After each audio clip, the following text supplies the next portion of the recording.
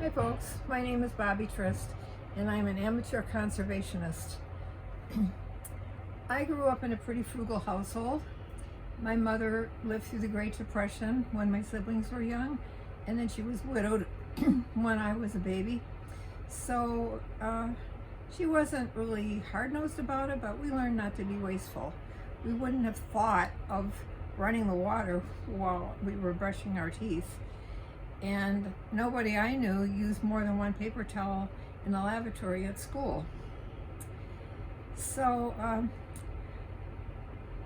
I knew that there were many people in the world who did not have access to clean drinking water, but I didn't really give water conservation much thought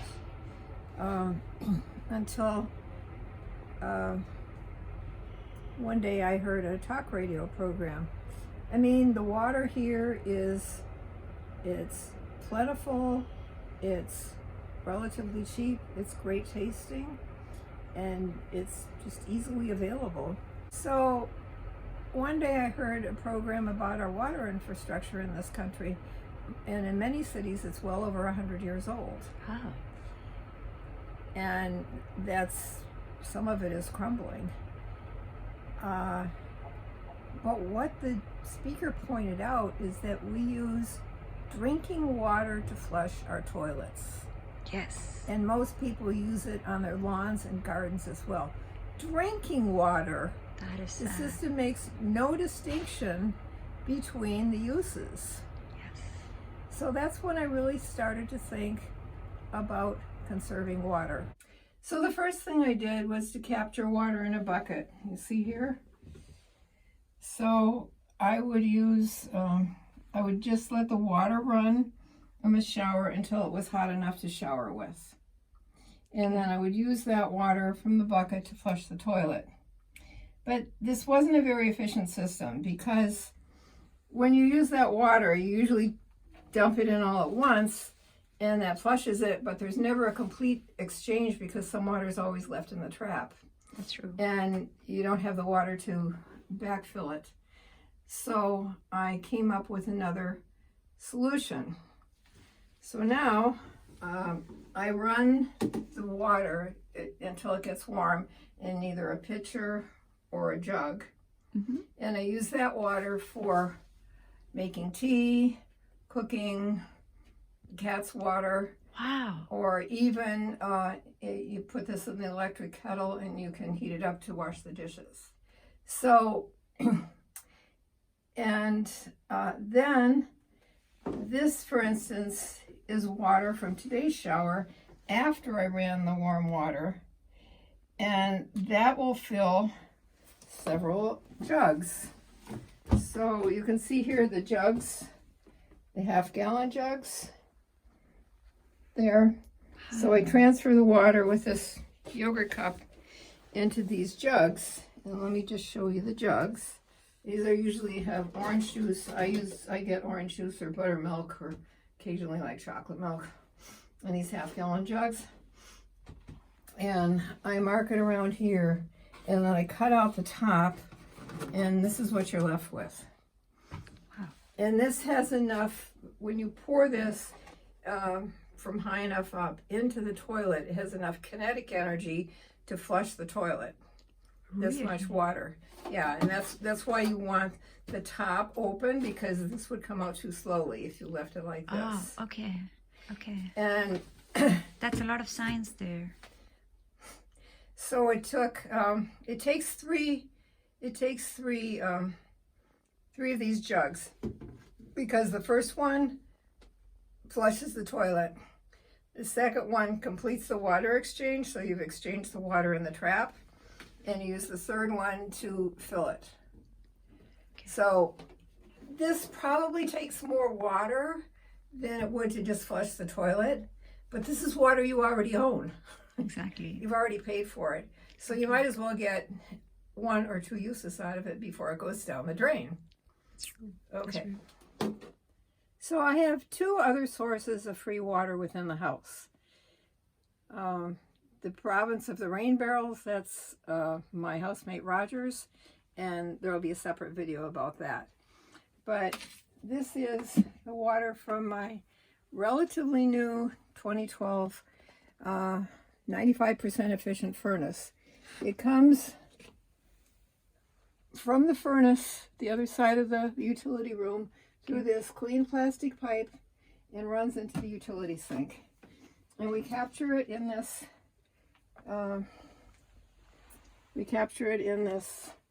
cat litter bucket. Okay. With a lid so that it keeps the dust out. And then when it's full, we fill jugs like this, and we take them up to the kitchen, and we use it for all of the above. So you can use it for the pet water, washing the dishes, cooking, drinking. I don't drink much water. I drink mostly tea, but it's clean. It's basically it's a byproduct of the combustion. Exactly. And so it's purer than the driven snow. Yes. Yes. And the pipes are cleaner than the ones that came with this house, which is 80 years old. Oh, beautiful. So the summer source is the dehumidifier in the basement. We have two. Now this has its own, this isn't so easy to open, but it has its own catchment basin. Okay. And so you can't control it like you can the one that drains into the sink. Okay. So we don't usually use this for drinking. Okay. We use this to water the plants in the basement. Okay. Or any other house plants we might have. We don't have central air. When I had the new furnace put in, they said the house was too old and it didn't have the ductwork for central air. Mm-hmm. So we just use window air conditioners and ceiling fans. Mm-hmm. And the basement gets pretty damp. So we run two air conditioners, two dehumidifiers in the basement, and they collect the water from the air, and then you can use that water as gray water, not for drinking, but the plants can drink it, and you can also use it outside in case you don't have rain barrels or in case there's a drought. So one more thing I wanted to show you. So here on the utility shelves with the tools, I have several gallons of water from the furnace that I've directed into these 1 gallon buckets they were former distilled water that a friend of mine had bought for her CPAP machine. But she could have used this actually because this is distilled water. So we have about 10 gallons put aside for in case there's a boil order or in case there's a water shortage or power outage, any reason why you might need water on hand. Now, just a little aside note, my mother was born in Switzerland, and my Swiss relatives tell me that they are required by the government, never get away with this in the U.S., to have like a kilo of sugar and a kilo of flour and a liter of oil, something like that, and so many liters of water for each person in their household in case of some kind of disaster. Mm-hmm. So I'm not that well stocked, but I do have water. Oh.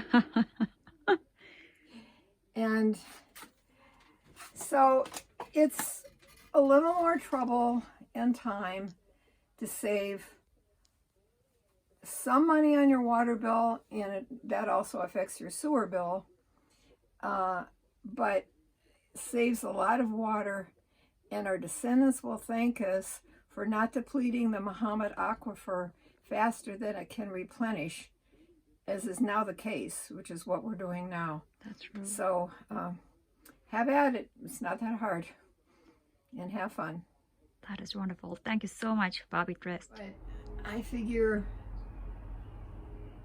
if we can reduce our water footprint that much, even if it doesn't save that much money, water is a very precious resource. Yes. So we are draining that Muhammad aquifer faster than it's able to replenish. So we have to change our ways.